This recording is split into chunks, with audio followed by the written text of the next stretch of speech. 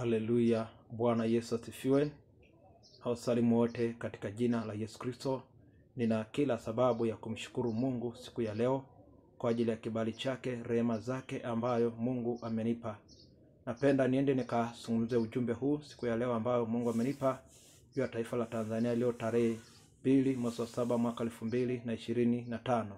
Wakati tukiwa tunaomba kwa ajili ya kanisa la Tanzania, kuna ujumbe ambayo Mungu alikuwa amenipa kuhusu taifa la Tanzania, kwamba nikaletewa kikombe ambayo ilikuwa imejaa damu. Mungu akaniambia ghadhabu ya Mungu imeisha jaa. Ghadhabu ya Mungu imeisha jaa. Nikaambiwa kikombe imeisha jaa. Kwa hiyo ghadhabu ya Mungu imeisha jaa. Mungu anaenda kujibu maonefu yote, damu yote ambayo imemwagika au inamwagika kila siku ndani ya taifa la Tanzania.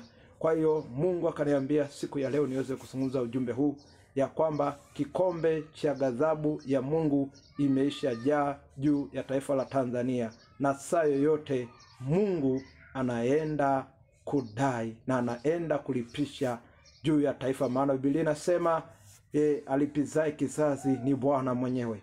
Bwana ndiye alipizae kizazi. Bwana ndiye alipizae kizazi. Kwa hiyo Mungu anaenda kufanya ghadhabu. Kikombe cha ghadhabu imeisha jaa. Kikombe cha ghadhabu ya Mungu imeisha jaa. Mungu anaenda kujibu. Mwenye sikio na asikie neno hili ambalo Bwana ainena juu ya taifa la Tanzania, juu ya kanisa na taifa kwa ujumla, katika jina la Yesu Kristo. Amen.